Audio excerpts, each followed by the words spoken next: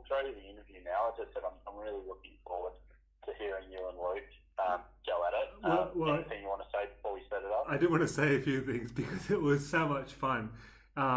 It looks like, he's a major comedian. He's just going on an Australian tour for the festivals. So he'll be back in Sydney in May doing his show. I'll be doing a show with another footy-related comedian, Andrew Barnett, called Life Choices in May in the Factory Theatre, Marrickville. So look out for that. But Luke Heggie, can't recommend him enough. Check out the clip of his stand-up on the gala I'm going to put on our Facebook and Twitter. Honestly, we had so much fun. It was tongue-in-cheek. Some of the great scandals. It actually took me back to my childhood, a lot of these scandals. It was great. Yeah. I can't wait. As we know, it's the greatest game of all, but nobody, and I mean nobody, in any sport can match us for just variety of scandal. Oh, absolutely. All right, well, let's get to it then. Without further ado, here's you and Luke Heggie, and I will speak to you soon. Get some rest, mate. All right, see you, mate.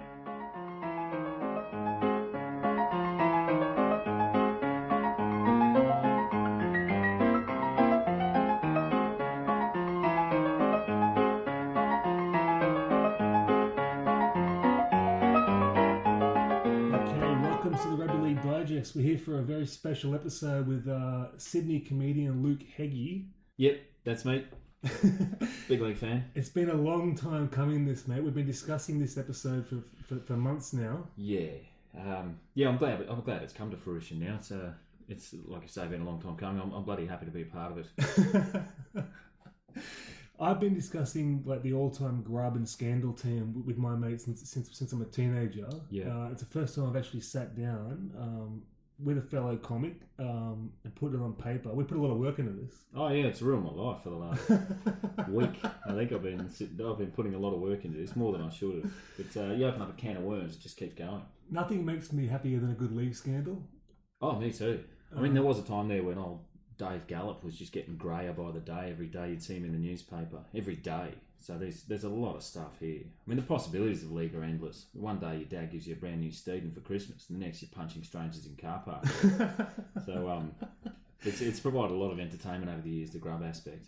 Since Dave Gallop's gone to Slough, he looks like Chris Hemsworth. He's killing it. Yeah, he's gone backwards in age.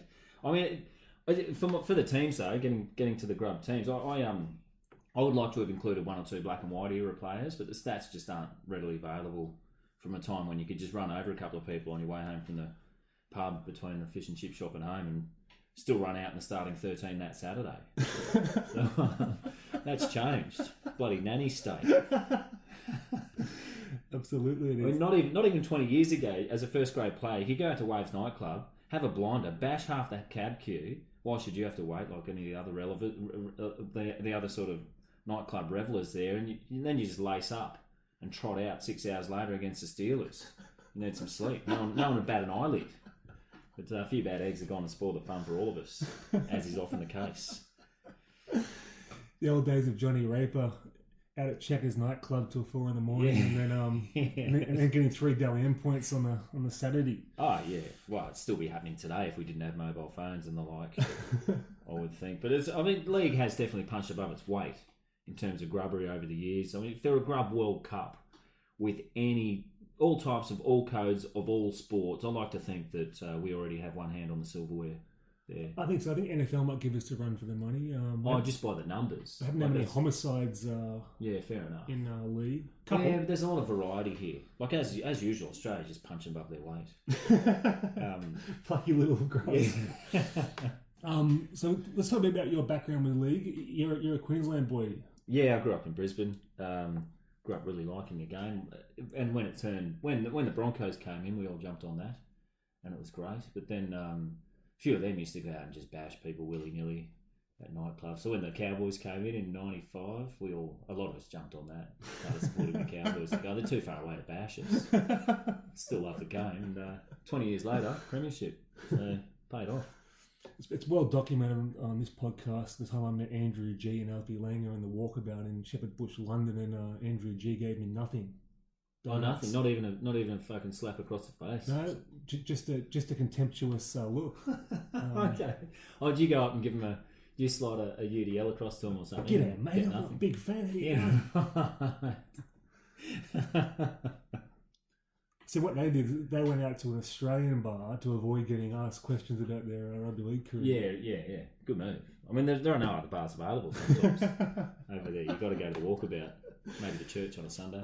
Now, my team, I put it together based on a few things. I put it together bit of a crime flavour. Like I've got the crime background. I think that's it's an important thing for my scandal team. Personal favourite scandals. Yep. Is that? I've gone for variety too. I quite like a bit of variety. I like a variety too. I've got a good mix of hilarity and tragedy. Yep. A couple of deceased members. Okay. So I don't want to make fun of them too much, but there's been more scandals in this last 20 years than there's been in I don't know. Oh yeah, absolutely. I mean, it is halcyon days. Yeah, it's a golden era, and they're still delivering a lot of these blokes, which I like. So what we're going to do, listeners, we're going to do a sort of Dally M count, reveal position by position. A lot of these are going to match up. I haven't seen Luke's, he hasn't seen mine. Yeah. There's some that are undeniably, you cannot leave them out. I've picked 3 immortals in my team, 3 scandal immortals. Oh, okay. Good. I haven't gone the immortal road, but I can probably pick them on the spot. I mean, there's certain guys that are just, they've got the runs on the board. Yeah, you're right. They're definitely in the leadership group for me. Haven't gone immortals just yet. All right, I'm going to kick off then, all right? Yep. My number 1 is the captain, an immortal, Julian O'Neill. Oh, mate, I haven't got him as captain, but I've got him in number 1. You haven't got him as captain? No, I haven't. We'll get to that later for me. But I mean, you don't send a marquee player of O'Neill's abilities over to a new franchise like the Western Reds. unless he's going to be a good ambassador for the game, and he definitely has been. What's on his rap sheet? 1995, we've got appeared in court for reportedly urinating under a blackjack table at Jupiter's. I don't think that's stuck, but someone probably just made that up. Why would you go to the toilet? Well, you're on a hot run of luck. That's right. Yeah. Just do it. Why should you? Yep. I mean, listeners aren't going to be surprised by this. The legendary I just shat in Slossie's shoe, 1998 Dubbo Hotel Motel. Oh, this for me was an excellent incident. I've looked at like who hasn't dropped a cheeky Grogan in a teammate's shoe? But he's had a couple of sherbets and still not enough to not get out that tongue twister, which I have trouble with stone cold in the morning. So I mean, he can play. He's a great utility player anyway on and off the field. He's played lock, fullback, 5/8. Put him anywhere except maybe a casino, and he can bloody kick too. Nothing will beat. This is my all-time favourite league scandal. I'm afraid it's going to come out early, but Julian O'Neill on the trip with the Widnes Vikings after his career was decimated, tried to set fire to a 13-year-old boy in a highly flammable dolphin suit. Yeah, I mean, just a bit of a lark, up there. That's Port Macquarie, wasn't it? Yeah, but and then he dived into the Hastings River in his underwear and swam to shore and hitchhiked back to town. Yeah. I mean, the boys walk around in a dolphin suit, arguably asking for it just to get lit up by someone. If you don't want to get lit on fire, you probably shouldn't be at Port Macquarie in a dolphin suit, This incident for me, I think this was the inspiration behind, I don't know if you heard the 2013 incident in Victoria when some Mad Monday revellers from St Kilda cross-code grubbery set fire to a dwarf down there. It's just like the aerial ping pong bloody Mexicans to take an idea and improve it and never credit the original source, Julian. So it's straight in there for me and definitely an immortal, as you say. I mean that's just the legendary case. My mate that I talk footy with a fair bit. He was he's a Welsh guy himself, and he had a story when Julian was playing Union, I think, in Wales, and he knew some of the blokes in the team, and they also reported back that he's the nicest guy in the world. Yeah. Until he has a couple of skewies. Yeah, and he's the worst bloke on the planet. Oh, the old adage, isn't it? Just add booze. You know when he climbed out of the Hastings after he traversed it to get away from the burning boy.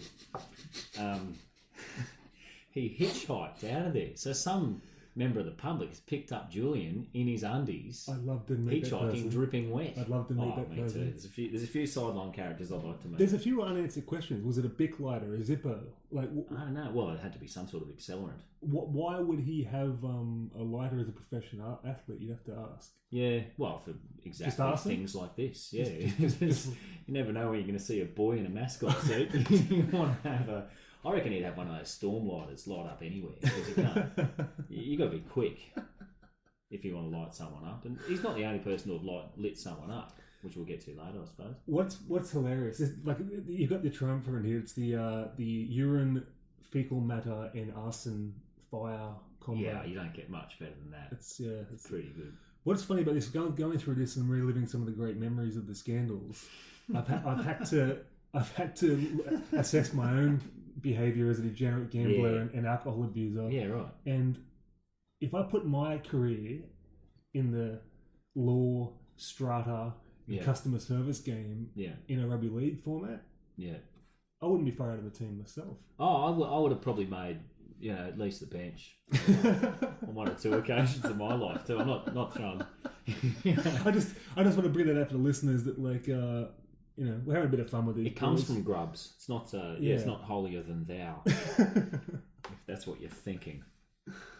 All right. Next up, I'll go. I got slotting in at number 2, Hopper. I mean, just on his on-field demeanour, Hopper is in. He's is an immortal for mine. Really? You're immortals. How many immortals you got? I've got 3 immortals in my squad, but I mean, he went worldwide. He went ESPN. Yeah, I know. That is impressive. They put us on the map in a lot of ways.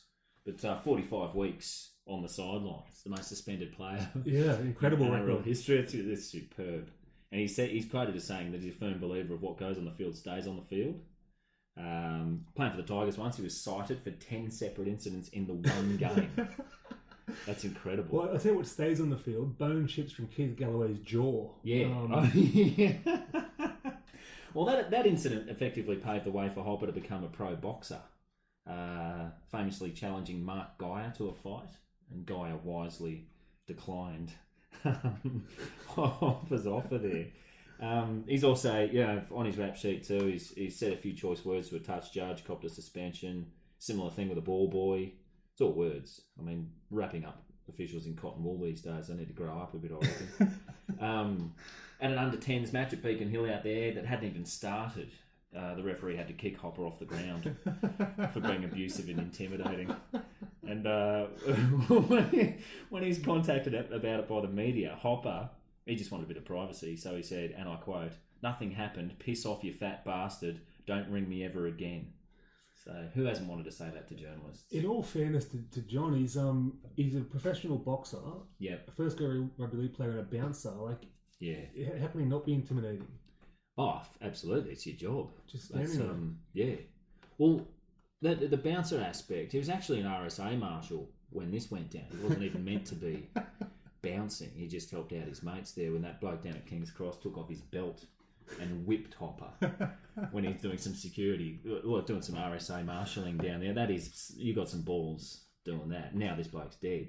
But there was, in Hopper's 2010 stomping ground down there, it's the job of security to assault people, not his. But that's probably why he found himself in hot water. So, I don't know. I mean, we have to go back to the classic incident.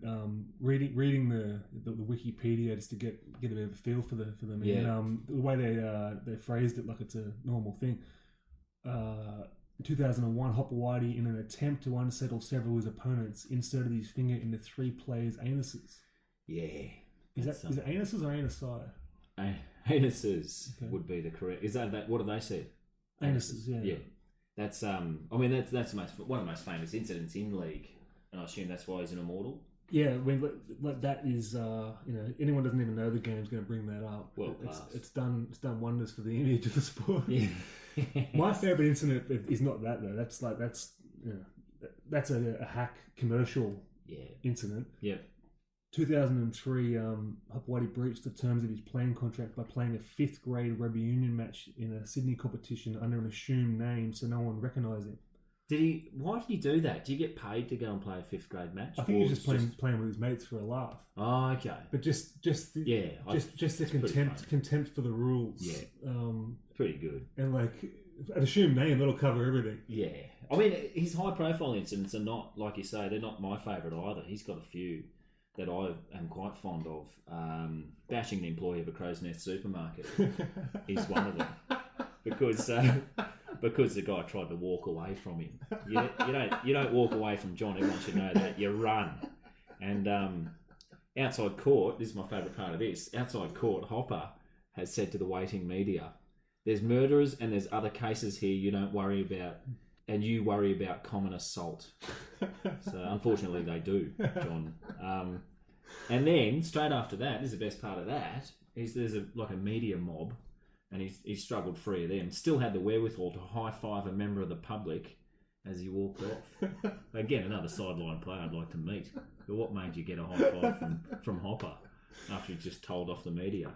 So, yeah, I enjoyed that very much. It's the all-round ability when you think about it. Like, we've got disdain for the media, we've got common assault, we've got groundbreaking bum poking, this sort of stuff. Oh, yeah. Oh, he's right up there. I mean, he hasn't slowed down either. In 2015, he punched a hotel staffer for not letting him into the New South Wales Blues hotel there because he didn't have any credentials with him. So the guy didn't realise that John had blue blood pulsing through his veins. If only he was the one policing the 5th grade rugby union, he wouldn't have known who he was. And then just last year, he was upset that New Zealand captain Adam Blair was expressing his disappointment that Jason Taumalolo decided to play for Tonga instead of the Kiwis. And John stepped up to respond on behalf of Jason by saying, "What are they complaining about? He wants to come play for his heritage. And who the hell is Adam Blair? I'll bash Adam Blair. I don't care. I'll bash him."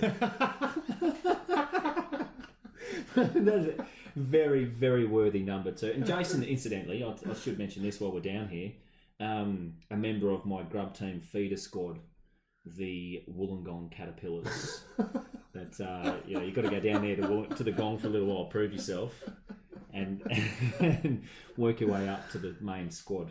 What is it with feeder teams in the Illawarra? There seem to be a lot down there. Well, they're close. I mean, the Wollongong Caterpillars. I mean, these are the blokes, young and old, who find themselves down there in the Gong. And what a backdrop for a feeder team of the national grub side to the Caterpillars. They can thrive down there. There are enough pubs and nightclubs to keep them in form. Dapto Dog Track, 15 minutes away. You're not too far from the Big Smoke if you want to get a car full of the boys and head up on a bender. And there are heaps of students in Wollongong too. You can just bash one of them if you want. They're everywhere. You bash a few or enjoy a little of the grey area that is flirting / assaulting young people these days. And what the blokes down in the feeder squads need to know is that they're only one Mad Monday away from a bench position. Absolutely. Or even a walk-on role in the main Grub squad. I mean, certain guys aren't going to be displaced, but Oh, some you can't get out. You're not going to displace a Hopper or a Julian. No. But and some of them, there's always space. Well, those two, what a start to the Scandal team. Yeah. That's a couple of legendary figures. Yeah. Going all right so far. Who are you up to next? I'm going to bring one that's not as funny, but is pretty awful. Tim Simona, recent one. Okay. Match fixing. Yeah. Defrauding fans. Tick. A lot of fan defrauding going on lately. It's a modern trend. Well, it's lack of respect for the audience. Why should you have to? You're a superstar. So, what made me feel a bit sorry for Tim here is my own gambling issues. We've got a bit in common here. Apparently, he had 65 bets on matches, totaling $905. And of those 65 bets, he won 1. Really? That's a pretty abysmal record. And he's in trouble for that. He's in trouble for being a terrible gambler. Yeah. Literally. I reckon he should just have to give back the $14.50 he won on the one that he won, and then... Is that what he won? It's all switched. Well, he had $10 on himself at 18-1 to score two tries or more, so that's not exactly Kerry Packer in the Are you 80s. Not... this is my naivety coming to the fore here. You're not allowed to bet on yourself, is that correct? Not allowed to bet on anything in the game if you're a player. But can you bet on yourself succeeding? Surely. No, I mean... You can say, look, I'm going to score 3 tries. It's just that extra little impetus. That's probably on the better side of betting, better than betting against the other team. But I believe they frown upon you betting on the games. Yeah, it's a modern thing. Like no one frowned on DK Lilly et al. having a bet on the 1980 I know, Ashes series, I know. 500 to 1 against themselves. Rod Marsh. They had a bloody good laugh at it. But you can't even bet with yourself. Well, yeah, that's not a bad choice, and bring gambling into it because there's a lot of that involved in these. Yeah, so I mean, I don't want to spend too much time on Tim. It's not a happy story. I mean, he deserves his place for mine. Who have you got at 3? Well, I've got a centre pairing that's pretty good. I think I've got Gaz, ringleader of the Four-Tailed Humans. I've got Gaz on the bench, but you think he's worthy of the start? Yeah, I'd start him just because. Well, there's a bit of variety as well. Just for some of our English listeners, maybe they haven't heard the Four-Tailed Human story. If you could go through that for us. Well, it's Gaz's timing that's cemented his spot for me. In the same week that the league announced a special forum for players and managers to try and improve their respect for women, Gaz was in a cab with 3 other players and left quite a lewd message on a girl. He had the foresight to use Minicello's phone to make the call. But in this game, it's all about timing, and Gaz has absolutely nailed it. And again, if this is the first thing Gaz has ever done that's a bit sus. Like that's a massive one, and he certainly can't be accused of just dipping his toe in. He's gone for it. Am I to understand that you've never met this woman? I don't know. I believe from memory that it was a stranger. Yeah, okay. Well, the message itself, were they to go through that, or is absolutely? Yeah. I mean, the message was, and this is a quote here. Hannah, where the fuck are you? There's 4 toey humans in the cab. It's 20 to 4. This is AM, I assume. Our cocks are fat and fucking ready to spurt sauce, and you're in bed. Fuck me. Fire up, you sad cunt. Now that is... that's poetry. Mean, if that's his first attempt at a lewd message, he's nailed it. As a couple of guys who like joke writing, like concise you could nearly not English, I mean, what about the spurt sauce, the alliteration? Yeah. Spurting? Just to think, the stop consonants? There's a lot in there that you might want to unpack, but you probably don't need to. There's so much in that very sentence there. And probably one of my top 3 favourite scandals. Yeah, right. Just for the have we covered any of the other 2 just yet? Well, the dolphin. Dolphin's my number 1. Yeah, okay. And that's put one up there just for the sheer ingenuity of it. Oh, it's amazing. It is pretty good, and it did get a lot of coverage here in Australia. And for what didn't constitute a crime in the end at all, but it just still really. If anything, he was concerned for Hannah in that she wasn't out having fun with them. Yeah, or maybe she was asleep and not well. I don't know. She needed to get up and make sure she's all right. I don't know, but it did get a lot of coverage, and it kind of put the kibosh on his career in a lot of ways. He went over to France where they don't give a shit about grubs. They just straight up, welcome to the Cadillac. They sort of them. Get in, yeah. Butter. Who's your other centre? Your centres, sorry. Yeah, my number 4. I've gone for a bit of a left field one. Yeah. All round grubbery and funniness. Terry Hill. Oh, okay. I've got Tez in the Caterpillars down there. He's I think it's a bit of a surprise selection.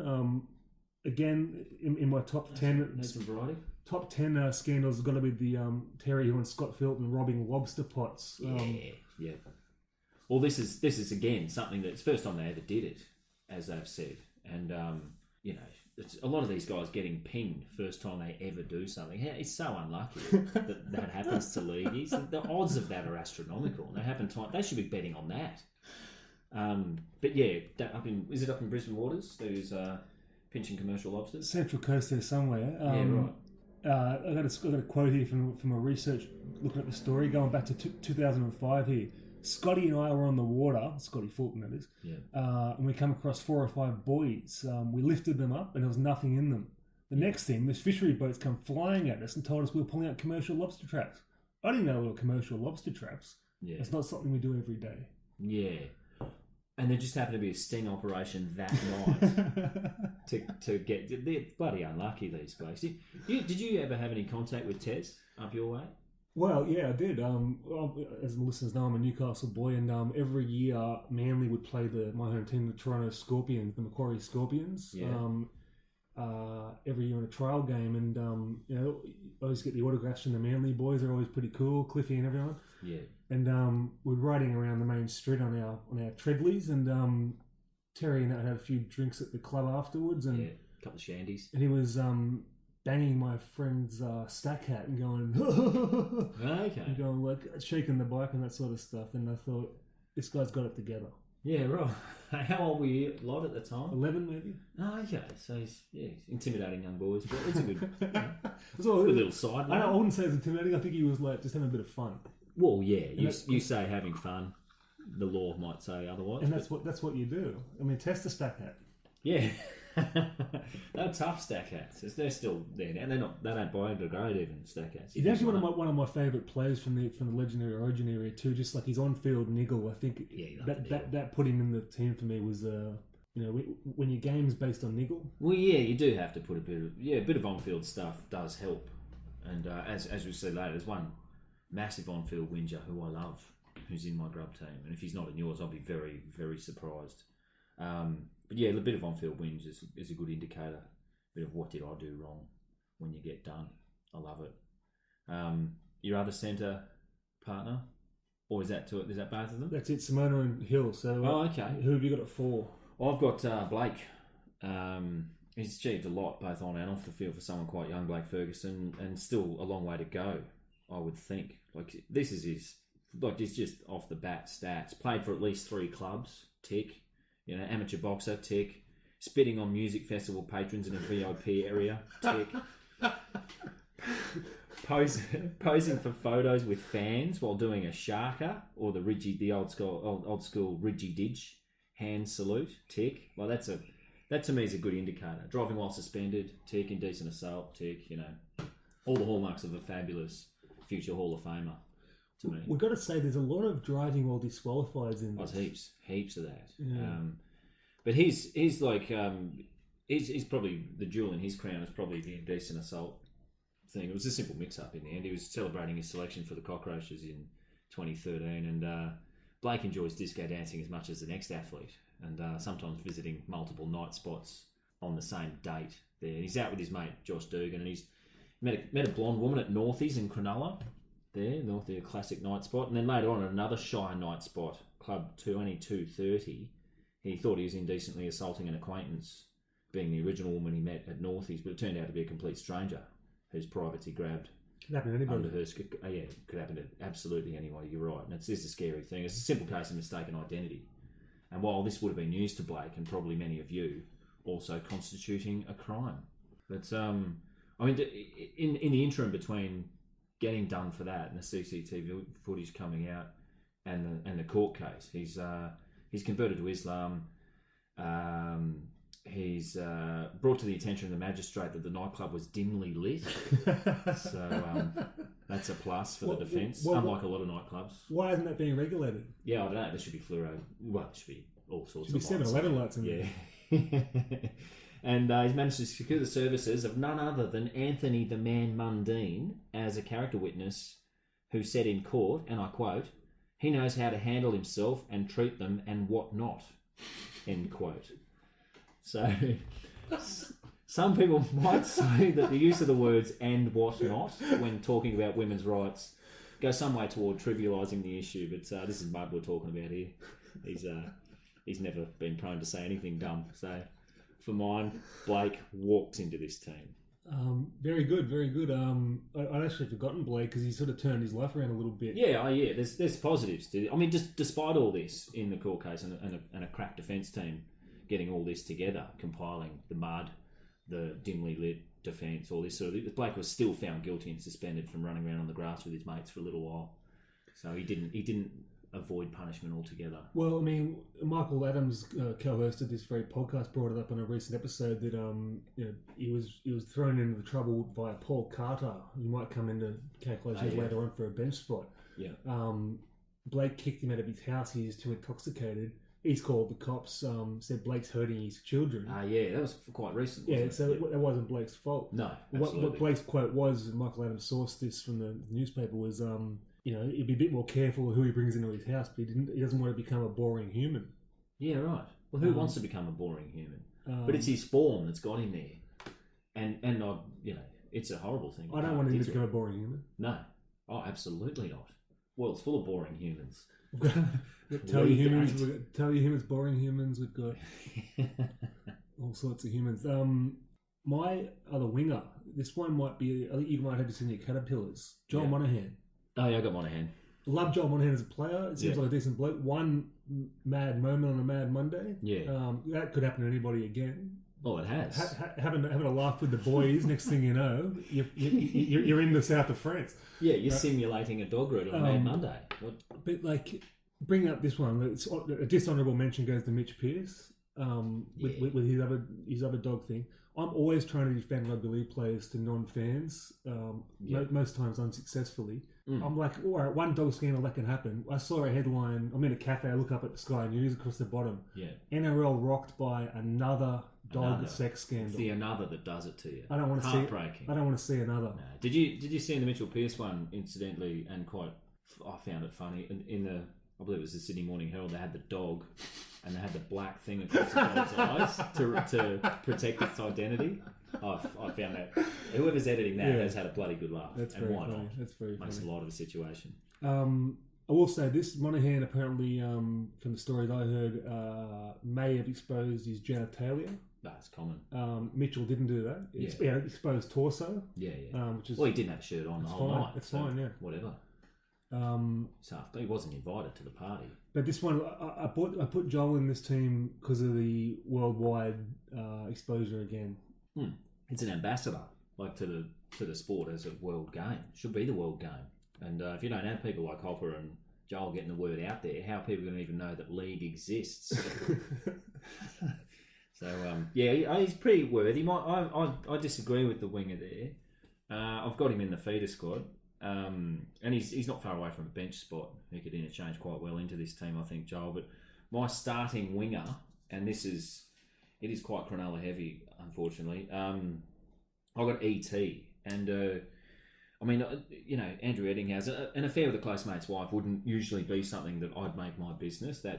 There are other parties involved, and people don't need to know everything. But the squeaky clean fishing show host with a winning smile has sort of gone and attributed his indiscretion to depression. Like a lot of people whose mental health professionals advise them, there's nothing else for a bout of the black dog than to root your mate's wife. That's where it's got me, because I know other people who actually suffer from depression. I'm not saying he doesn't, but you can't just blame it for getting your dick out.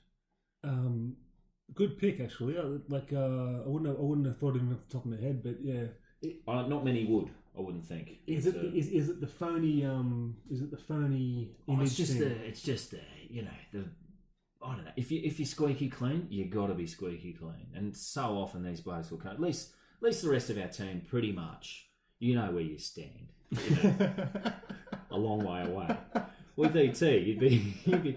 He's not going to punch you off his speedboat or anything, but that form there is quite grubby. If you're squeaky clean, you got to be a good bloke all the time. Interesting memory from him. I read about like 89, 90. He sued a magazine for having a picture of his doodle. Oh, that's right. Yeah. But did they really? They went in the locker room and got a picture? No, it was sort of like through a hotel room window long lens thing. But he successfully sued him, didn't he? Yeah, but fair enough. But the thing is, they couldn't make out the doodle in the photo, so that was a problem. Right. So they whacked one on, or what? No, it's just, it's a bit embarrassing. I said he's a bit like a buddy Ken doll. Maybe he doesn't have a... I think it was the shadows or whatever, but it's like, it's a bit embarrassing when you're suing for your doodle picture and you can't identify your doodle. That maybe put the price down a bit on the settlement amount. I don't know. I forgot about that. That is a long time ago. But anyway, ET walking into mine. Yeah, very good thought, that. I think we're both going to be on the same page here, mate. This is an immortal. Number 6, Toddy. I got him as captain. You got him as captain? Okay, yeah. Well, that's an admirable captain foe for Julian. Mate, I'd have him as captain. Absolutely. I mean, in an already Shire heavy Grub side, Todd is an absolute standout, and for mine, a leader in this world. Full disclosure, I'm campaigning currently on this podcast, and if Todd Greenberg is listening, and I know he is, I want him back in the league. I love Toddy. He's on his way back. I think he's on his way. He's up in North Queensland. He's done his time. Yeah. Going through the rap sheet, I could probably see where the live bands come from. Yeah. I think he could very well come back. Well, there's a few things for me that just really made him a standout and a worthy captain. I don't want to go on too. Oh, I do. I could do an hour on Todd. But I mean, the unfortunate thing with Todd, he came of age just before every average Joe had a camera phone in their pocket, and after a couple of shandies, he's famously found out that you can't even piss in your own mouth anymore without some bozo taking a photo of it. So arguably, a lot of this shit's not his fault. Nothing made me happier than the bubbler scandal was the excuses from the management saying, look, it's privacy of the bathroom, Yeah. like as if he was the victim, but also that he wasn't pissing in his mouth. He was simulating pissing in his mouth. Oh, right, yeah. So show some bloody respect. Yeah, right. Well, that would surprise me if he was simulating it, because he must have had a fake dong at Mike Tyson style. Just squeezing that full of water or something. I don't know. But early bit of form for Carney, for me, was his high-speed chase around Bruce in a ute. And this, I mean, he got 200 hours community service for this, but surely playing the great game counts towards that 200 hours. And when Todd abandoned the vehicle ride, as those things always end, in a dead-end street, poor bloke didn't know the area that well because he wasn't from Canberra. But he showed a clean pair of heels to get away. And he didn't even have the pill. Just, he's gone. The coppers couldn't get him. I don't know any copper who'd catch Todd on a good day. Like maybe Paul Hoff, the 7'6" ex-copper Queensland fullback, or Wayne Bennett when he was a cop wouldn't have stood a chance against a scared Carney. But I reckon in terms of cops who could have caught him on that fateful day, Rod Silver, he's quick. He wouldn't have known what to do with Todd when he got him though. One that I would put forward to be Constable Mal Meninga in his prime, maybe could have run him down if he had his heart pumping. He could have, even if there are like 5 cockroaches between him and Todd, he could have raised the forearm with a Rio bar set into the plaster cast, barged them out of the way to get to Todd. But the police that night didn't get Todd. And the incident itself, do you know of this incident where he's... Are we talking about the original reckless driving, 5 years suspended? Oh no, so prior to that in 06, he got done for 5 years. So this incident with the Steve Irwin and the Ute, that was driving while disqualified. Yes, yeah. So I don't even mention driving with a licence offences as a general rule when it comes to league. A lot of them drive without the first offence happening and doing bad stuff. You've got to do the second one.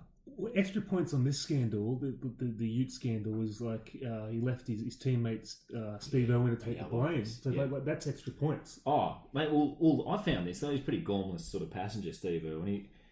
Steve snitched on him and told the filth that yes, it was Todd driving the Ute at the time, and the Canberra Raiders sacked him for being a dobber. But this is the thing. And kept Todd. How good are you in immortality and scandals that your scandals affect the careers of others? Absolutely. Well, I think it sends an important message to the youth, this particular act, that you work hard on your long-range kicking game, as Todd was doing at the time.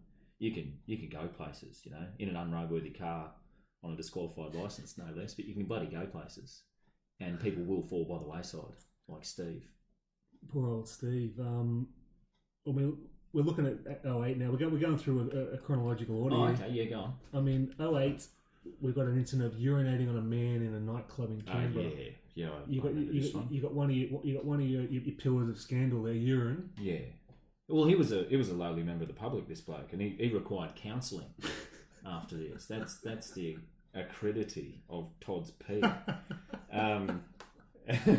This bloke needs to grow up a bit. What's a bit of a cheeky golden shower sexual assault between 2 Aussie men, one of whom is a known larrikin? Absolutely. That's fine. Still on the rap sheet though. Was it after that? I assume if you're chronological, mine must be reasonably. He moved his crime spree slightly north to Goulburn. Vandalism. Yeah, jumped on a car and smashed up a phone zone shop. Who hasn't wanted to do that? And that's a bit of variety there as well. Yeah, I like the variety that he's got here in there. And soon after that, he went up to FNQ, and that's where he set a man on fire. Arson. That's one of your 3 pillars. I mean, is it just arson setting a person on fire? Like arson is like starting a bushfire or something. Well, that's just funny. Yeah, well, that's where they mistake it for not being arson. He's burnt the guy's scrotum, thighs, and buttocks, and. Again, frankly, if you don't want to get your pants set alight by a stranger, you shouldn't go holidaying at Airlie Beach. In fairness to Todd, it was New Year's Eve. Ah, is that what he got off because of that? Well, I mean, it's everyone's having fun. Yeah, it is an important caveat to have the New Year's Eve clause put in there on your behaviour. He fell off his. This is a testament to the toughness of Todd. He fell off his balcony once after locking himself out. Still trotted out next week.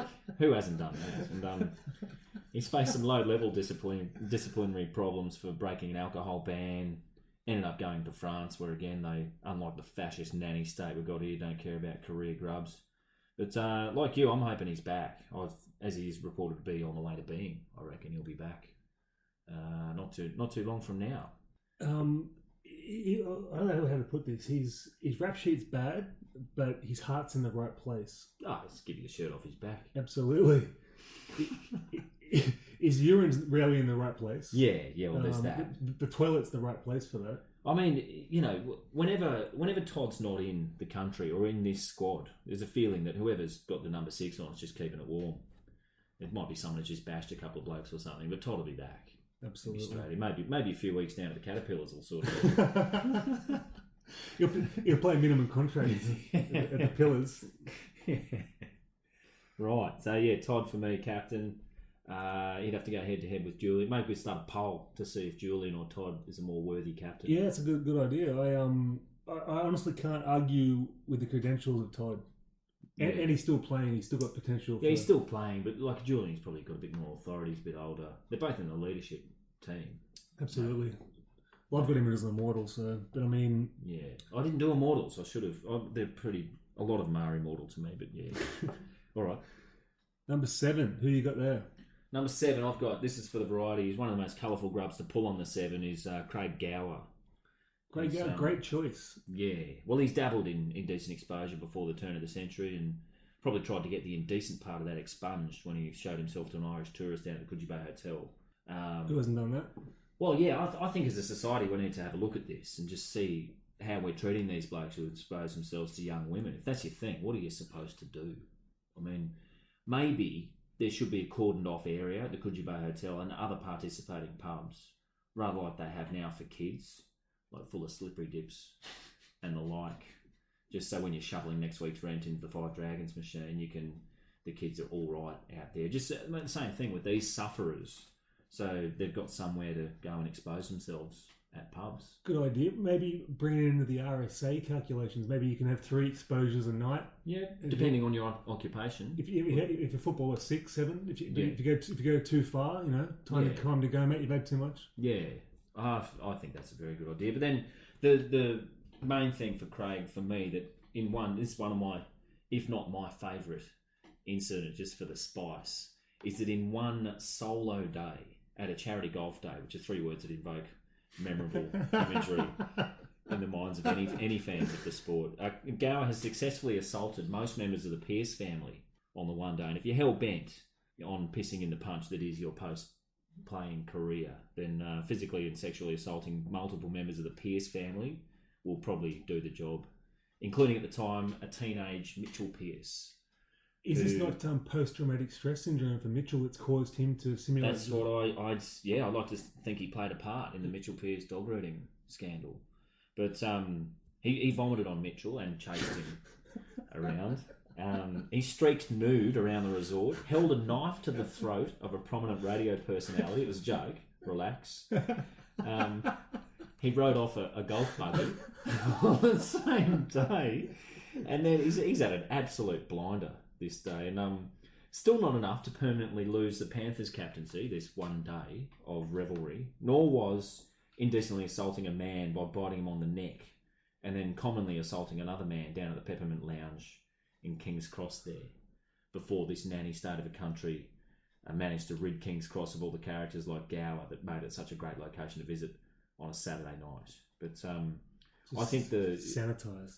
I think Gower, through all this and that one day, he's played some sort of mentorship role in that famous Mitchell Pearce incident. But Craig Gower is easily number 7 for me. Very good choice. I've had a less funny one here, but I thought it was worth a selection based on the severity of it. Craig Field, always a larrikin. He had the cocaine suspension early in his career, midway through, whatever it was. 10 years with 7 on the bottom for manslaughter. Yeah. Well, I've got him on my bench. It's not funny, being that we've got a victim and everything, and obviously didn't want to do that. But yeah, that's a worthy scandal. Well, don't forget. I mean, there is I've got him on my bench, and there is a strong argument to say that murder is quite a serious crime. Well, he wasn't charged with murder; he was charged with manslaughter. So, yeah, I think that's what's left him on the bench. For absolutely. It was an isolated incident, though. It's the first time he's ever punched someone, and like a lot of these blokes, first timers, done, pinged. But there's also Craig dabbled with the law in Wagga pre this. I'm going to miss this. Yeah, he had a little dalliance with the law when he engaged a child to help him commit fraud, a la the staging of a hotel robbery, which you'd never get a boy to do a man's job. I remember that now, and that's been swept under the carpet. Well, yeah, what? I don't know why. Excellent research. There's bigger stuff at stake here, but yeah, thanks, man. So yeah, he's a good choice, old Craig, but he's on my bench for. Look, I've got to acquiesce to Craig Gower. I think that's a really good halfback. Oh, thanks, man. Nice of you to say. It's the creativity of Gower that's got him there. And with the button after the throat. Really good. Great practical joke. Yeah. When good times turn bad in one day. Just for the listeners' benefit, we didn't mention at the top of the show, you've actually performed on the footy show. Oh, yes, I have. So you have this sort of inside knowledge on how funny... Well, how funny you have to be, and I just didn't cut the mustard, clearly. It was very, very tough. And didn't go to plan. Well, I've never seen the set, but I mean, we're talking Craig McLaughlin here. Yeah, I didn't live up to Craig. What a name to get out there, Craig. There's so many Craigs. Yeah, it didn't go great. I mean, there's already, like I said, there's already 5 of the funniest men in the world sitting on a panel there. One of them's wearing a dress. What you can't compete with that doing stand up. Plus, you're standing there like a dickhead, just waiting to start while everyone's just staring at you in full light for minutes. They go, what's this guy just standing there for? And then they throw to you. You go, okay, I'm on. Brilliant. So, yeah, not a great gig. But anyway, take the good with the bad. But that's a great story because like the footy show was like Carl Barron, a legendary thing. Mick Meredith, friends of the show. James Smith, friend of the show, did a footy show many years ago. He did it in a Wagga aircraft hangar. They had an on-location footy show. Goodness, that would have been quite hard, I think. Yeah, I mean, like you got a little Cessna in the back there. Yeah, all right. I mean, all I could do was put in 110% and let the results take care of themselves. Otherwise, unfortunately, I just played it week to week, and it didn't pan out. Very lonely walk back to the car park that night. Our prop forwards now. This was tough. It is. It's a bit tougher. I found this a bit tougher. I love getting a bit of youth and experience in here. I've got a bit of youth here. Current player, young man. He's got points for international exposure. Yeah. Matt Lodge. Very good choice. Threatening to kill people, stalking and intimidation. New York State. Nice. I mean, I'll take that. I'll go with Lodge myself. I've briefly read about this, but I don't know the full details. Talk about like upping the ante on scandals. I mean, you got a judgment against him over there in the local court over there. 1.234 million that he has to cough up. He has to pay back. So that's incredible. He's playing a minimum contract for the Broncos. Broncos have signed him up. Why wouldn't you?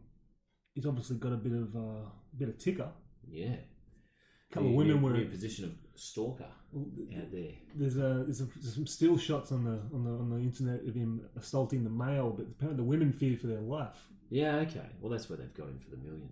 Yeah. But you do forget about all the comedy infringements over here. That people are flying the flag for our country overseas and doing some serious crime and getting done. For sheer just brand new scandal, that one. Oh yeah, all the severity of it. I mean, that's a United States thing. I doubt you'd get $1 million here for that. Yeah. You might do some time. A slap on the wrist. No one's going to make you do a move. They'll move you out to the bloody, out to Yass for a season or something, and you'll be straight back. Just shift you around like a Catholic priest until you come back to the big smoke and cover yourself in glory again. Hope no one reads your Wikipedia rap sheet. That's a very, very good choice. Who else you got as prop? Ryan Tandy. That's another sad one. He's good. Yeah. Again with the gambling, the match fixing. Sadly died age 32.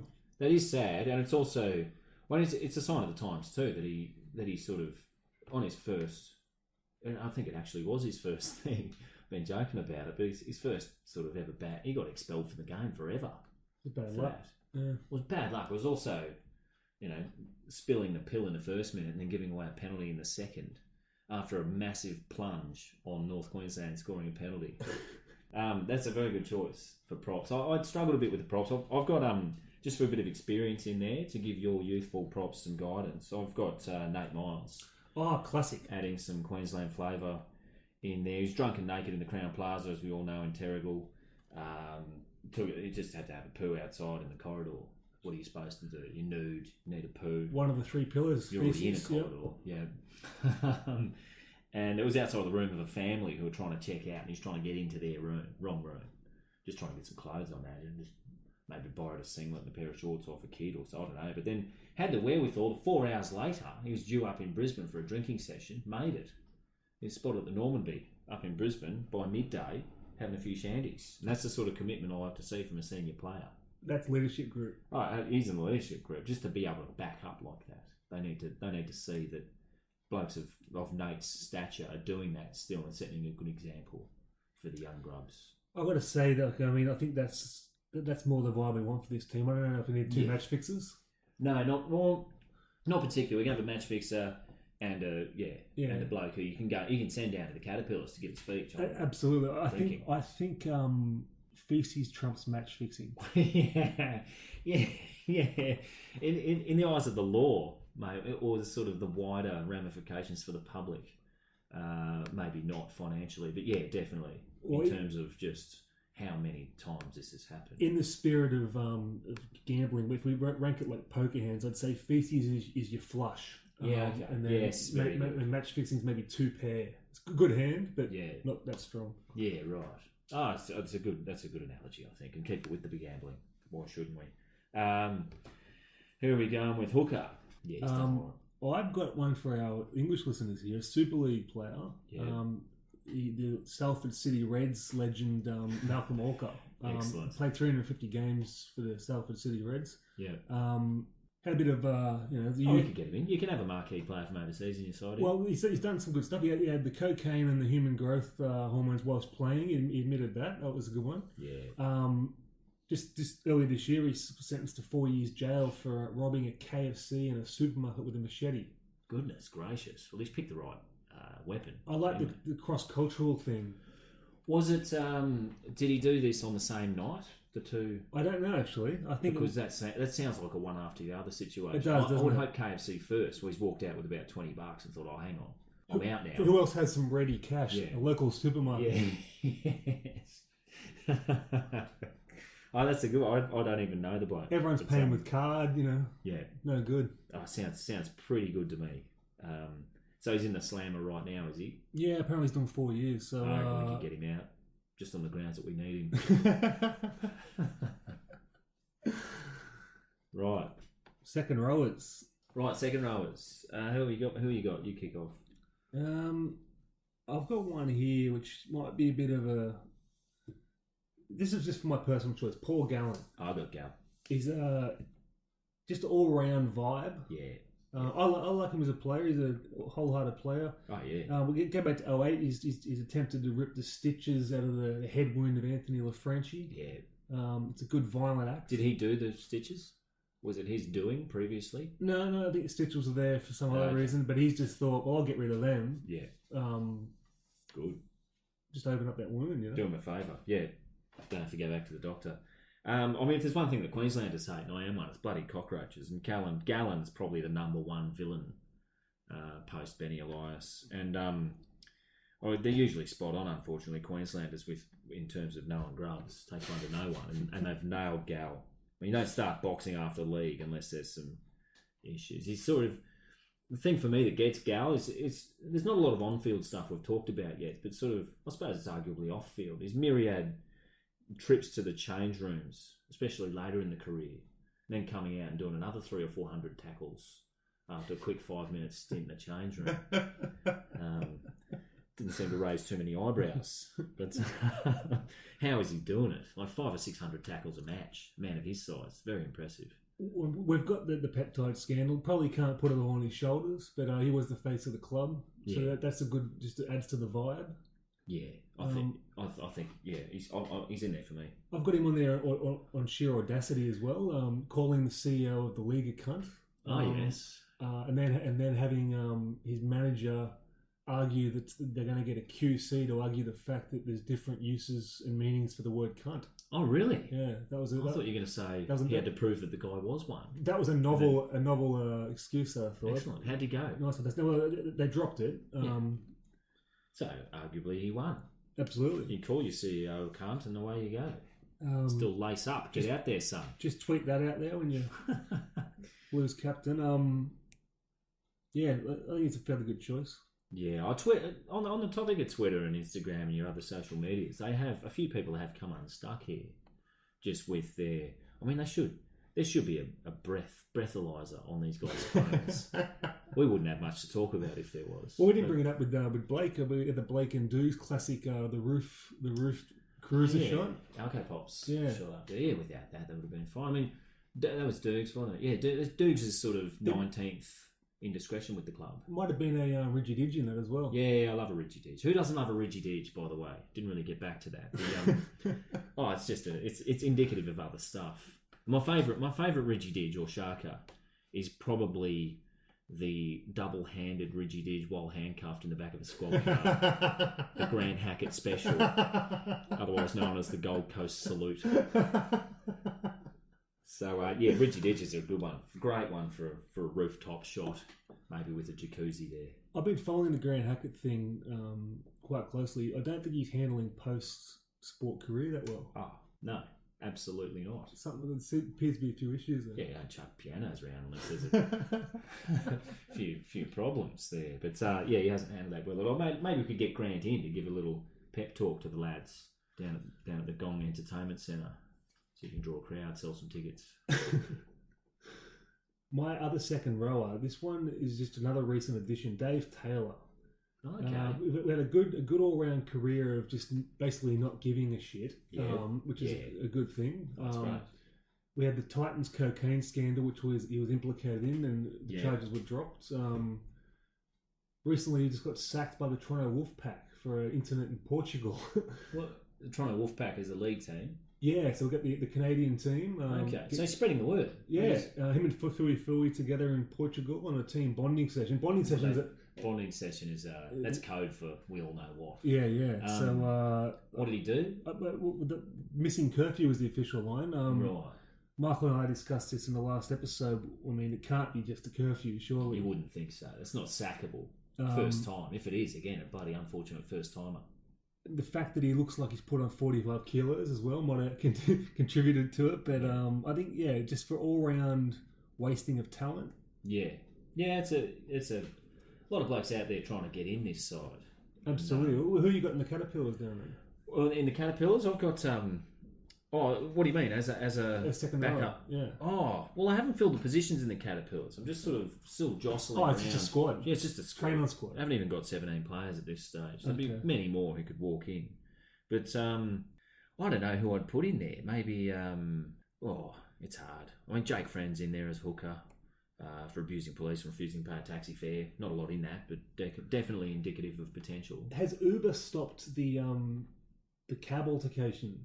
Yeah, because taxi drivers, the perennial punching bags of the after dark gentlemen of league. Because they used to really antagonise rugby league players, cab drivers.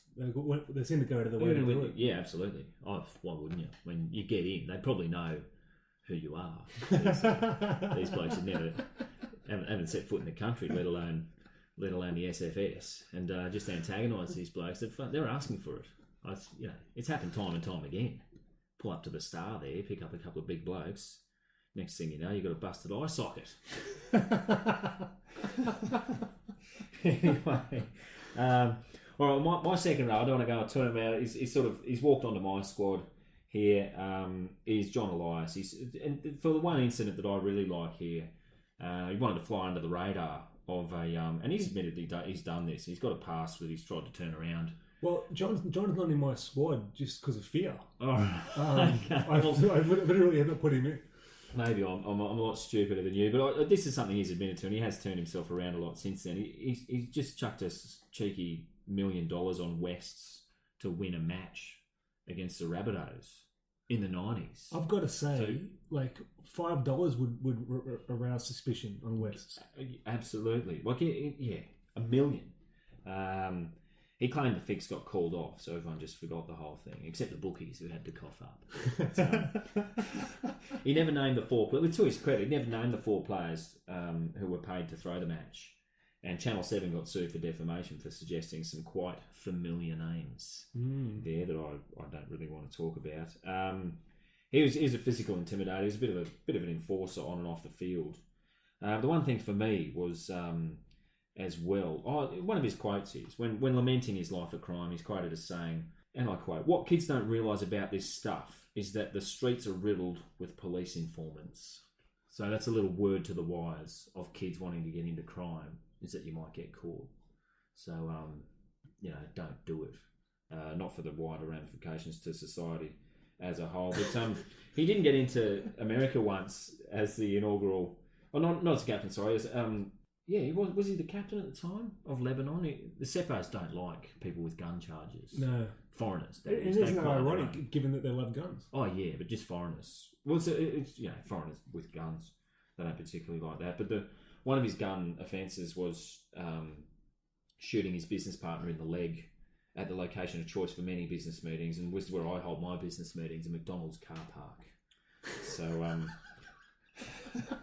he's not afraid to get the job done, John. He's again, probably a nice man now. He's certainly mentored a couple of younger blokes from behind bars and proved that he's turned himself around. Good friend of Alan Jones. Yeah, is he still? I think he might have written I read something that Alan put a foreword in for John's autobiography and then read it and thought, oh, hang on. He's been very candid, John, with his life, and Alan might not want to associate himself with that, but that's just hearsay from me. I'm not sure. Well, I can't deny that. As I said, I am afraid of actual tough guys. Yeah, right. Well, who isn't? That's.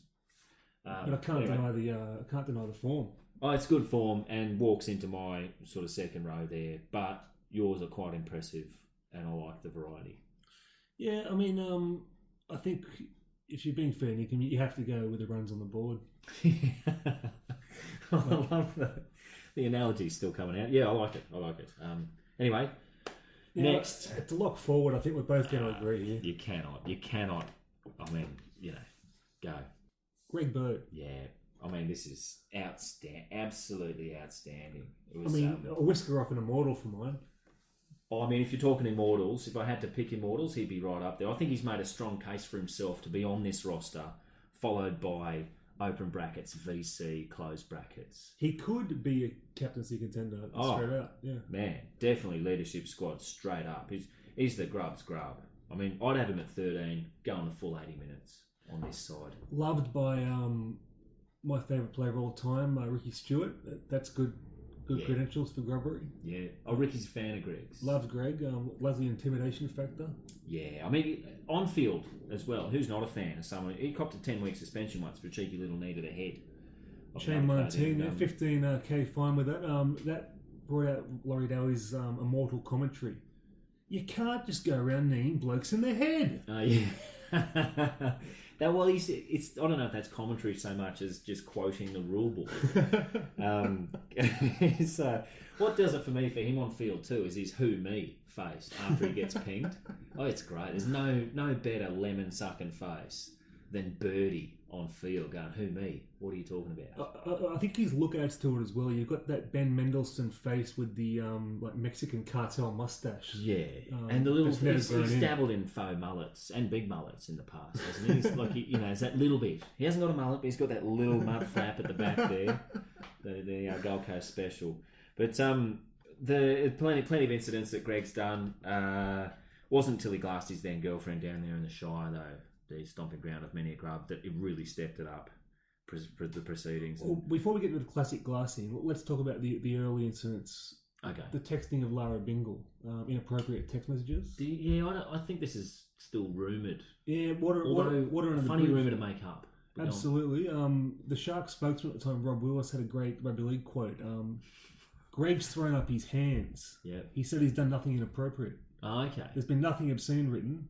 There's been no harassment. So he's thrown up his hands. And then said, I didn't do anything wrong. And denied but it. I'm still admitting something by throwing up the hands. Yeah, it's a weird thing, but she didn't pursue the matter. There's a lot seen driving a new Daihatsu. Oh, she was. Directly soon after.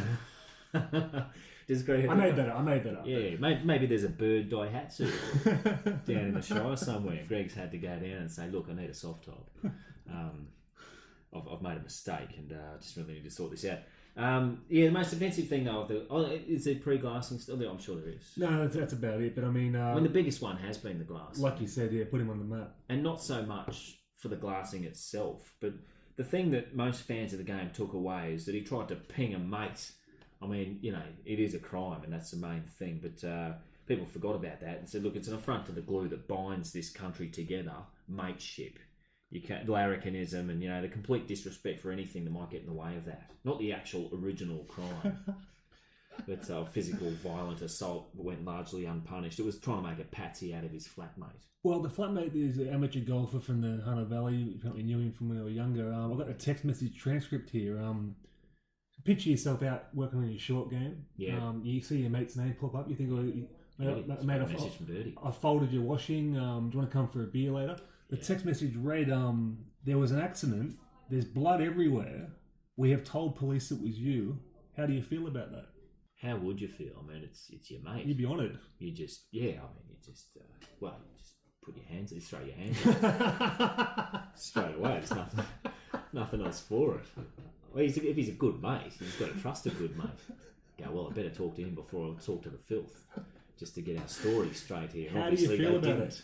How do you feel about it? How did he feel? Did he ever say how he felt? He probably just thought, well, I'll do the 16 months prison time. No, hang on a sec, I'll just putt in and then we'll sort it out. That's a gimme. Yeah. Birdie, another thing, he tried to go over and play with the Bradford Bulls, but he had visa issues because the Bulls over there, I mean, they have any old bloke play on their side from what I've seen, but they took exception at Birdie. So again, he's gone to France. They didn't even know what a grub was until Birdie rolled into the Catalan Dragons. But an achiever from a very young age. This predates the glassing, and I don't know if you've looked into this, but up at Rutherford High School there, they were treated to Birdie and a few mates while they were in the under-20s, doing a nude run through the playground when they were in the Newcastle under-20s side. They had balaclavas on. So arguably it was premeditated, the nude run, but I mean, in a school full of children, maybe it was impromptu. They've all just grabbed the balaclavas on their way out of the house next to the door in case of emergency, thinking, what are we going to get up to? Next thing you know, you're exposing yourself to minors. Do you keep a balaclava handy? Mine's near the door. I'm surprised you didn't trip over on the way in. Oh my God. Mine, the kids, my wife's, all our balaclavas are hanging up right there.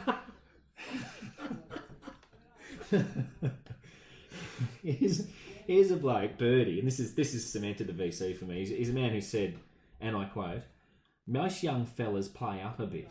You try not to make the same mistakes too many times." Well, that's the last three words of that they're a bit of amateur soothsaying from Greg about what he might get up to in the future. What I like about Greg is he's been in every era. There's never been too long a break between a bit of a rev up. I mean, I haven't got the timeline, but it's never been that far away. He was implicated in the famous cocaine scandal in the Titans. You got that dropped away, and that sort of faded away. But he's involved in that as well, which is good. What I like about his work is he even got arrested on his wedding. Oh. That for me is one of the best. Up in Byron Bay, got pinged for urinating on a fully marked police car. What are you supposed to do? You see a police car, you've had 30 or 40 beers on your own wedding night. Just a man is not a camel. And but Greg's denied that. He said that he's urinated between the police cars. Probably got a bit of spray. I don't know. Flashback, you reckon? I mean, he's in the doghouse with the missus. Well, yeah. I mean, there's an indicator of some future nagging coming out right. If you can't even bloody piss on a cop car on your wedding night, what's she gonna tell you to stay home one night? What's she gonna do later? Tell you to pick up your stuff. I don't know. He should probably run, Greg. If she's that much of a nagger already, won't even let him pee on a cop car. Greg too, and this is it's his complete unwillingness to keep a low profile after an incident that for me has just made him nearly like in Carney's absence, he would ably captain this team. He's one of the things for me is for a while there at Southport Magistrates, he was just on first name terms with the staff. They'd say, "G'day, Greg, how you going?" He'd pick up his suit from the dry cleaners on the way down every week or so when he's up there. But I know that, and again, the leadership squad is already, pretty Cronulla, pretty heavy with characters like Greg. But winning's contagious. So just ask any champion. But, I mean, more links to the Shire and the Gold Coast. There seems to be a beach link. I mean, some of the highest grossing Taro Cash stores, I'd imagine. Yeah, they've opened up a Taro Cash just next door to the Southport Magistrates. You're just selling those black suits with the black shirts and the purple ties. Extra wide neck, short leg specials. The league, it's called the Magistrate.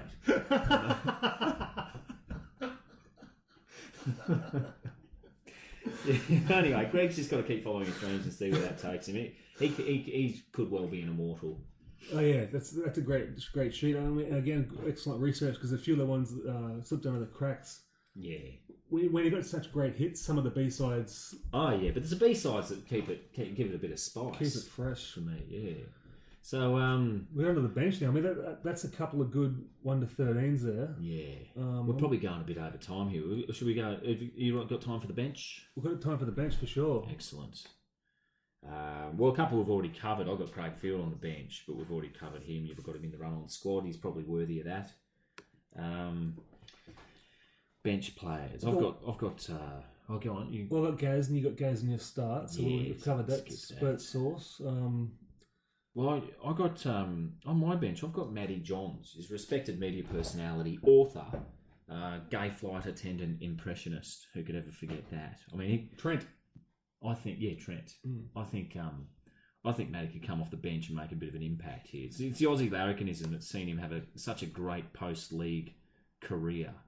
It's what cemented him in the 17 for me. He's never been accused of not being one of the boys. No, always been one of the boys. Grill team, whatever team, touring teams, Cronulla.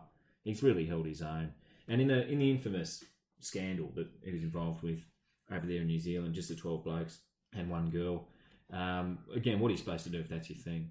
And just with Matty, I mean, there's never been anything stick, hence the bench. But in my experience, I'm yet to see every episode, but I've not ever known the ABC to be in the business of making an entire Four Corners episode about a good bloke.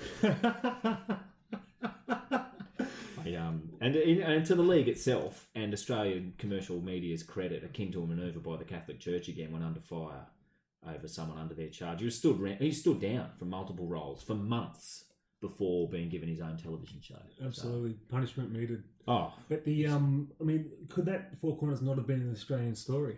Oh, I mean, like a feel-good Australian story? Yeah, it could have been. I mean, it could have been anywhere. Could have been on ACCA. Just a 6:30, just gone. Could have been that 30-second spot after the weather one night.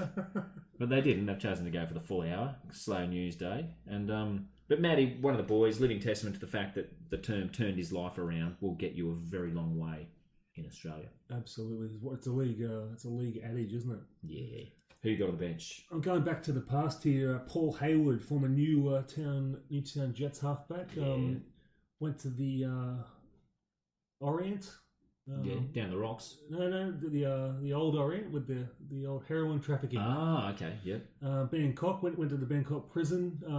Right. Was sent there by his brother-in-law Nettie Smith. That's going to put a. Oh, Nettie put him there. That's going to put a damper on your holiday. Nettie Smith sending you with a suitcase. Yeah. OD'd in 92. Right. Bit of a wasted life. Pretty sad. But I mean, I think spending time in the Bangkok Hilton. Yeah, it's going to get you some cred. Yeah, goodness, yeah, that is That is impressive. I didn't know of him. But that is a very good research, mate. I like it. I've got a more sort of higher profile bench player. He could play anywhere, but I've got him in case there's a problem up in the forwards there. He could hook. As Benny Elias. He only starts on the bench purely because he beat the Chargers, but he's held his former club Balmain to ransom more recently over developments at Rozelle, and why wouldn't you? I mean, he's done so much for them as a player. He should be able to coin it off them now and keep them in massive debt for his own personal benefit. Could that not be due to diabolical management as well? Yeah, there is that involved. Benny's certainly played a part in this. Well, a nickname alone, he deserves a jersey. Yes, yeah, but that's something that didn't stick, and again is a bit old. I met Benny Elias in the Mercury Hotel in Newcastle in about, 03. Yeah. Good bloke. Oh, yeah. Well, a lot of these guys are good blokes. They just, manage to come unstuck. They don't let bad blokes play league. That's right. But they're essentially all good blokes. Who else you got on the bench? You got another bench player? Carmichael Hunt. Hasn't got that much of a rap sheet, but he has got a career in AFL and rugby union, which I think are probably the worst crimes on this list. Ah, yeah. Well, I just can't decide. But Jared Haynish. He had the man bun for court the other day on the second cocaine possession and attendance. Didn't like that.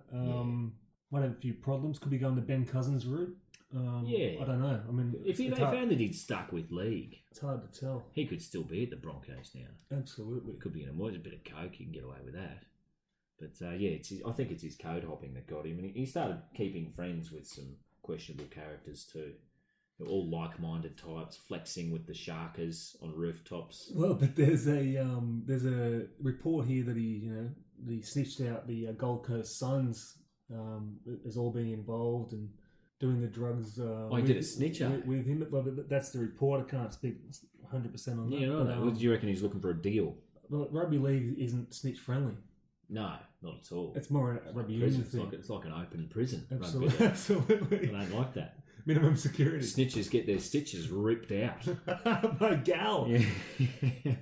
Yeah, but he's displaying some rugby union tendencies now, and I just don't like it. Yeah, fair enough. I can see how he'd make the bench. I don't know, maybe he's got a bit more to prove. I've got on my bench, and again, he'd be in and out of the Caterpillars and the bench. And the run-on squad for me is Daryl Tricky Trindle. You could slot him in anywhere. Great player and great scandals. Oh, good. I mean, he could play anywhere. Star Casino, Coogee Bay Hotel, Chambers Hotel. I mean, South Sydney stalwart through the 1990s golden period for the Rabbitohs. During that period, and he came unstuck like a lot of men before and since at Scruffy Murphy's one night, which is another similarity with this co-host of this podcast. Scruffies. Oh, you came unstuck at Scruffies? I was knocked unconscious there in about 06. Really? I come to the defence of an African gentleman that was being racially harassed. Turns out he wasn't. Him and his friends were having a good time, and my alcohol intoxication, not unlike some of the members of this squad, impaired my judgment and unconscious. Well, I don't know if I was unconscious, but I was on the ground. Goodness, did you get stomped? I believe the term is king hit. Yeah, right. That's a big one. Scruffy's closing down. I mean, and why? There's great instances like that. Well, yeah, it's a bit of history. I hope they keep the frontage at least, just in honour of these two incidents alone. But things got out of hand down at Scruffy's, and he assaulted a long-time friend who said she was going to go to the police. And Tricky has said, "I'm a first-grade footballer. Who are they going to believe, you or me?" Turned out they believed her. And Tricky found himself in trouble. But, Tricky's on the bench for me. Good pick, very good pick. My last bench spot goes to Paul Carter. Yes. Don't want to sink the slipper too much on this guy. He's obviously got some problems with the substance abuse and but the recent defrauding of a fan gets in the Guernsey for me. Oh yeah, what was the particular incident? A gentleman with 3 autistic children. Bit of a Straddle Street character. Wanted to get some jerseys signed or something, and Paul hit him up for a few $1,000s to pay his electrical bill and that sort of thing. And what, he sold him jerseys for money? Did not supply the jerseys. And some of the Roosters boys have made good on the promises, which is nice. It's a bit of a feel good story, but Paul's been sacked from 3 different clubs. Yeah, that's a good tick. Yeah, good tick there. You got to be a 3+ club player, I would think, to absolutely. make this squad. I mean, recently involved in the Blake Ferguson incident. Yeah. Probably condemning him to a life as a boring human. Yeah, you don't want to be a boring human, but yeah. So I think it's quite good, Carter. Quite good. Yeah, not bad. Which brings me to just on the knocking on the door of the bench. I've got down at the Wollongong Caterpillars there. I've got a bunch of people who, I don't want to go on about these players. They just need to do a bit more. Like your Andrew Frews, the winger, former Dragons, Manly and Eels player, plus 3 other clubs. So there you go. Extorted a postman. I mean, who hasn't felt like doing that at some stage? He asked the postie, a former client of his girlfriend, herself a former sex worker, to mind a bag of watches for 12 months or so. I mean, we've all got a bag of watches. We want someone to mind. What type of watch were we talking? Casio? I don't know. I didn't get the detail. I wouldn't have thought. I would have thought what kind of bag. I'm picturing like a garbage bag full of watches. I'm picturing one of those old West bags with the dollar sign on it. Yeah, right. Yeah. Well, maybe it was a waterproof yachting bag full of Breitling watches. But anyway, he's got this bag of watches, and it all just went downhill from there. There was an extortion that happened, and ended up in the courts. So, but what is an extortion? It's a loan. Well, yeah. I mean, that's where there's a grey area in the law. These blokes don't have the education to know the difference between blackmail and helping out a mate. It could have been a loan with no repayment schedule. Yeah. Oh, yeah. That's So that's probably what his defence did mount. I've also got Danny Wicks, the drug trafficking prop, who has actually turned his life around to his credit, and I believe he studied as well and stopped playing the game altogether, but still trots out for the Grafton Ghosts. So there's a bit of time to prove himself. Giving back to the country. Yeah. But he's still in the Caterpillars down there because you just don't know what could happen based on past form. Jason Taumalolo, just for the egging there. I know it's a minor offence, but just for the variety, he trots out for the Caterpillars. Easily the world's biggest egger. Yeah, that was a headline. Egger. Look, I love an egg myself. I used to go egging. I bloody loved an egg. Who didn't? But what I didn't do was go into a convenience store, buy a dozen, and then stand outside the convenience store rifling them off. He did. And there's actually a rumour about this behind the scenes where he and the other cowboys involved were in the middle of a random breath test post the egging, and they'd left an empty egg carton on the back seat, and some hot rodders, some rev heads from up there that they'd had an ongoing battle with, and they'd actually egged them more than once, drove up to the cops and said those guys egged our car, and that's how it all unfolded. Is this not the plot for Greece? What's going on up there? FNQ? Well, not a lot if egging is a national headline. North Queensland T-Birds. Yeah, it's great. Down there too, we got your John Monaghan's, you got in the team, Jake Friends, your Jacob Locos, who Bulldog Centre, carrying a bunch of eckies around Star Casino, driving 4 times the legal limit, getting a punch up with fellow Caterpillar and Manly winger George Tafua. That was a very good scandal. I think it spilled out onto Pitt Street. Yeah. Into traffic. Yeah, right. I stopped traffic. Did I mean, Tafua himself once spat at a copper, but Jacob keeps his chin up. He'll go far. Like he'll be fine here. There's been a lot of drink driving incidences, throughout this team. There's also, a few others. It's a key indicator. Yeah, it is. It's a good one. Like it revolves around pubs and alcohol. A lot of this. There's Josh Dugan's in there, the serial bus misser, who hasn't quite done enough to get on the Grub bench, but he did have a $2 million Broncos contract torn up because of something he said on Instagram. I mean, that is, he told a troll to end himself, which for me is, it's a troll. Once you start trolling, you're fair game, but not if you're in a position like this. He's a drinking partner to High Achiever Blake Ferguson, and like we're talking about with the rooftop incident with the Alco Pops, only his 19th indiscretion at the Raiders. He was posting selfies. Not enough to get in the Grubs, but certainly enough for the feeder squad. I've got to say, he's unrealised potential. Like he seems like he's been there or thereabouts for many years, and he hasn't got in. No, he hasn't quite done enough. But again, he's only one Monday away from that. Absolutely, we all are. Yeah. Also on this, I've got Brett Seymour, the Bronco Shark Warrior, 3-club veteran who just multiple alcohol-related incidents, including headbutting a woman at the Regatta pub in Brisbane, which didn't stick. Nothing really stuck until his parting shot in New Zealand of a stint of drink driving before going to England. Getting down there, I think, to the gong with some like-minded blokes and see what happens. Who else? I got Tavita Latu in the New Zealand Warrior and Cronulla Shark hooker punched a woman at a service station down in Cronulla, again in Cronulla. There's something in the water down there. Oh, it's amazing. Headed over to the UK where he's free to make some racist remarks about another player and generally get on with his life. But he's only one incident away from getting in the Grubs. The coach of the Grubs, the coach of the Caterpillars, sorry, I'd have as Jason Taylor, just to keep the lads on their toes. He could just punch them every now and then in the guts down at the pub. Yeah. Hoping not to do it to the wrong one like he has done in the past and been knocked out. Would you suggest a karate outfit this time or not? For Jason? Yeah. He could coach in the karate outfit. And to top this, actually, in the Caterpillars down there, I'd like to have Sander Earl just as a resident in the cubicles, on the change rooms, on the training ground. I think it's a good idea. He's done his time. Yeah, with a large cubicle, maybe the disabled one. The large one set aside for 3 Broncos plus 1 woman at any stage. That's got to be open for them to go in there. And that about rounds out the Caterpillars for me. There's plenty of room there, though. I'm sure there'll be disagreement. Honestly, that's a very deep squad. I like the sound of that. Yeah. We didn't get to the coach of the Grubs. No, the funny thing is, I think we've both come to the same conclusion here. Yeah. Terry Lamb. Lamb, straight in. I mean, what do you got on Lamb? Well, Lamb. My favourite incident with Lamb is the. I hope it's mine. Is the golf course assault. As soon as you say golf, you know it's on. There's a lot of golf issues in rugby league. Yeah. I mean, you got the on-field bashing of Valerie Hanley. Oh man, that was. He deserved it.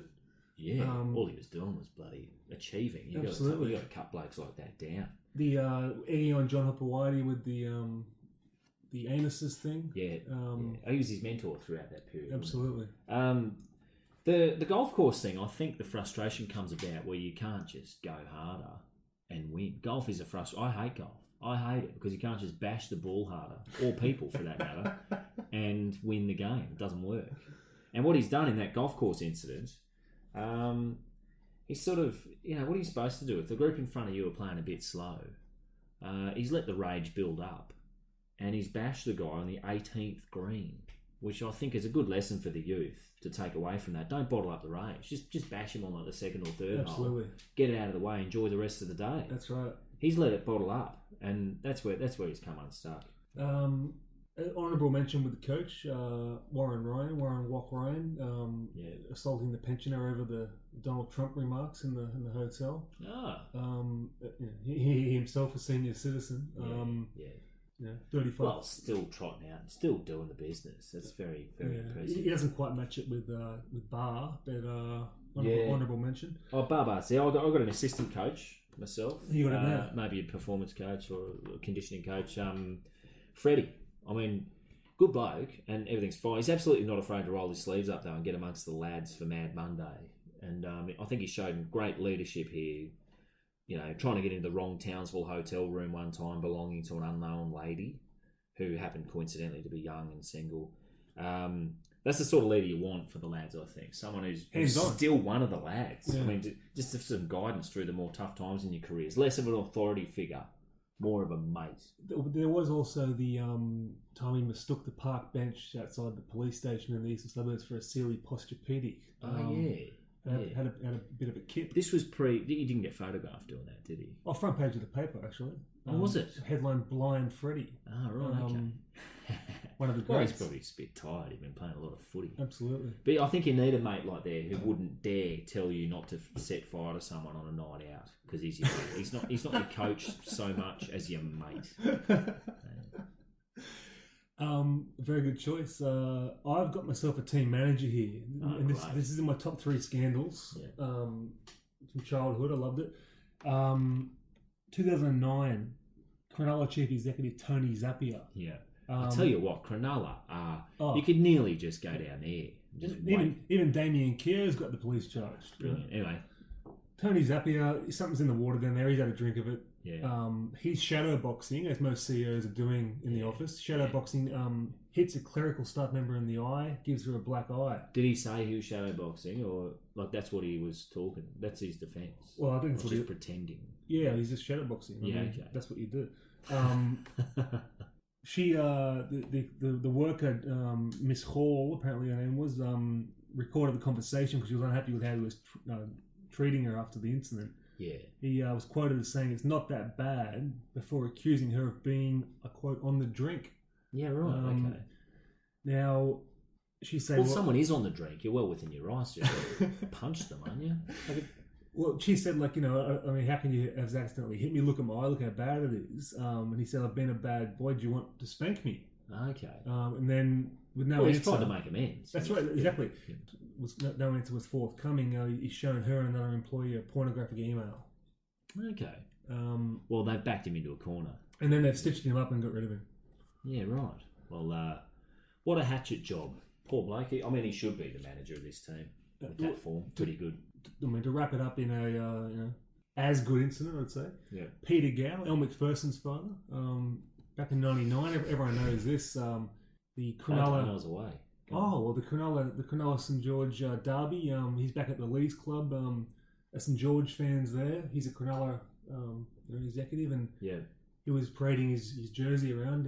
He proceeded to rip the jersey from the fans' grasp and cut it to bits with scissors. Yeah, just had the scissors there. Had the scissors. At which point Barry Beath, the St George legend, stepped in to come to the aid of the fan. Yeah. And Peters headbutted Barry Beath. Oh right. Yeah. So put his money where his mouth is there. What's Barry Beath doing getting involved? Wow. He's already involved in rhyming slang. Like should stay out of it. Yeah, very, very good and a nice little side note. Yeah. But I got to say that's some pretty impressive fucking lineups there. Oh, I'm happy with it. So I'm sure there'll be disagreement and conjecture coming out very soon. But open to suggestion. It's fine. Now to wrap up, you've got some gigs coming up, haven't you? Oh yeah, plenty of gigs. If you're thinking of coming bashing me, probably stay away. But yeah, I'm about to kick off a festival run around the country, doing all the large comedy festivals. What do you got? You got your Adelaide Fringe, your Brisbane Comedy Festival, your Canberra Comedy Festival, Sydney, Perth, and Melbourne Comedy Festivals, and New Zealand for the Warriors fans over there. We'll be in Auckland early May. Well, as we said at the top of the show, one of the best comedians in the country. Get out there and see him. I'll be in the Sydney Festival with sweet a friend of yours, Andrew Barnett. Him and I are doing a show called Life Choices. Friend of League, good bloke. Friend of League. Yeah, so I might bring up the Scruffy Murphys incident. Come to save the day again. All right, well, hit us up on the Facebook and the Twitter. Let us know your Scandal team, and then we'll... Oh, you're going to get a lot, I reckon. We'll compare. Our fans are quite scandalous themselves. Our listeners are quite scandalous. Takes one to know one. Absolutely. So, especially the Super League listeners, we're not quite across the scandals there over the years. So if you want to drop a few in there, maybe Sean Long with the match fixing. If you're going to do it, just go for variety. I think. I'm pretty sure we've covered most crimes that they commit. Well, let's just sum it up. You got your three pillars: urine, feces, and arson. Yeah. You got your backup strategies, your sexual assaults. Yeah. Your violent assaults. Yeah, a lot of driving related incidents as well. Disqualified driving, more particularly. The more times the limit, the better. If you're a P platter, you can do infinity times the limit. If you can, most of them just get up to like 3 or 4 times the limit because they've got their open license. But the young fellas can really go for that. The opportunities are endless to get out there. But if you involve things like Gold Coast, weddings, bonding sessions, maybe they could have a retreat over to Bali, invite Wayne Carey for a special guest. Just one of those trips where you hang out with a legend and pay. He could mentor the boys a bit. There's opportunities are endless. All right, well that's good. It's been a lot of fun. Thanks for coming on, Luke. And like I said, get out and see him at the festivals, and we'll see you soon. Toodaloo.